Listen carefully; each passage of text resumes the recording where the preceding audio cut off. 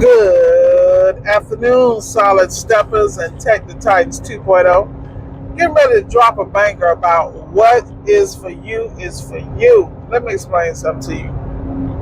I was sitting here reflecting on some things, talking to a couple of people yesterday, and we were talking about the challenges in appliance repair and in business when you get out here on your back, getting your bag. And before I go any further, thank you to all my subscribers, people that still rocking with me. I appreciate you. This is about you. This ain't about me, because these are real conversations I have with my damn self. A lot of times I go re-listen to my own videos because it was a whole bar in those videos. It was something I needed to hear. So if I can help somebody, or if it, clears some things up for you, hey, more power to you. Share it with somebody else. Like, share, and subscribe. We appreciate you. Let's get this algorithm pumping and let's go get it. So when it's for you, it's for you. So we were talking about the different challenges. It's amazing to me that people don't think that we actually have challenges, that our businesses just run like clockwork and X, Y, and Z. There's no way. There's no way. Anytime human beings are involved, it's going to be fluctuation. The key is, can you pivot? Can you read the tea leaves? And can you adjust accordingly? Prime example. I hear a lot of guys. I was just talking to one of my advisors down in South Florida, and he was talking about how a lot of times people won't change the way they do business. They don't add anything to the game, or to their menu of items that are profitable. They don't step up to customer service. They don't survey their customers. They don't go into emerging markets.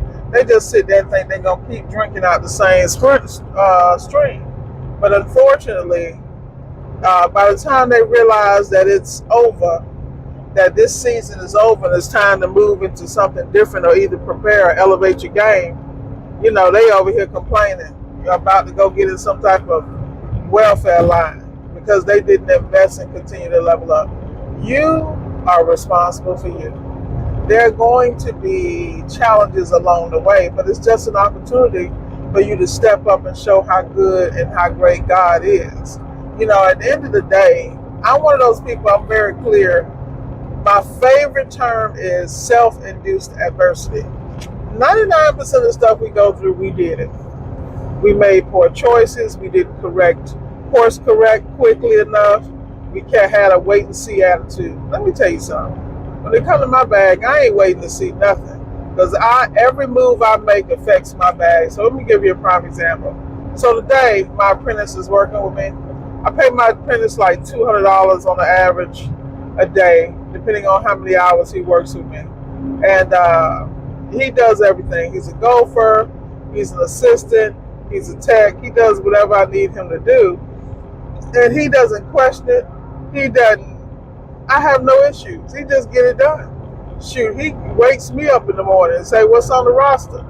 You know what I mean? Because our whole goal is to do one-stop completions, number one, to make sure our schedules are light as hell so we can do other things we need to do that make us feel great, be great, and invest for our futures. Whether it be investing in our workout and our health, whether it's investing in stocks, ETFs, crypto, whatever, whether it's investing in training. We all about leveling up at all times and utilizing the resources in our circle. A lot of people, they just sit out here playing the game. There ain't no game, y'all. The people that came to play, they no longer in business. The people that came to win, they dominate markets. Prime example, EJ up in Kentucky, killing it. Expanded into markets before the slow season came. And now he's reaping the benefits. He's firmly placed and put his footprint in areas where he can charge a premium, and he's the go-to guy. He doesn't even live there. It's just an area that he covers.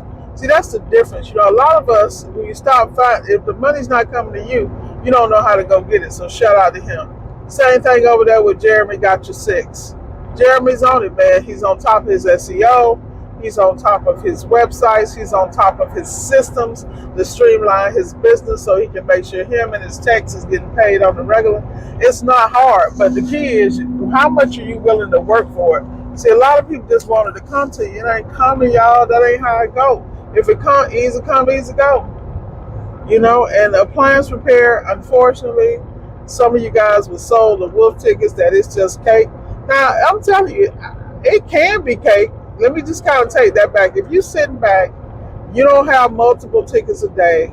You want a ticket, you want an average of 500 a day. You can do 1 or 2 jobs a day and be right there and coast well and do, well over 6 figures by the end of the year. But the key is, in business, you should be pushing yourself because you're going to learn more, you're going to be exposed to more, and then you're going to create systems that eventually put you out of a job, to where you put a system or a person in place to do a task that you no longer have to do or want to do, and the sales could cover it. See, that's what I'm talking about. But without key performance indicators, without just getting your legal pad and writing down, okay, this ticket was $1,200, our parts price was $500, and then our technician, how much did we lose at $20, $30 an hour? All that's got to be how much was parts. Like, it's not that hard, but the consistency and understanding how to do it, create the reports, and pull the information you need to win. I think that's what people struggle. In fact, I know it is, because most people don't want to formalize nothing. They don't want to formalize the bag. They want everything under the table. Then they wonder why they can't get no loans, no benefits, no nothing. Y'all better recognize, whenever these people giving you loans or doing one A and Z, a lot of them are using forensic auditing, and they're going into those systems, looking at how much was left in the statement at the end of the month. That's one of the main things they look at. People don't tell you that. And they're looking at the statements, that the balance that's in the bank, to see how much reserves do you keep. Like, it's that real.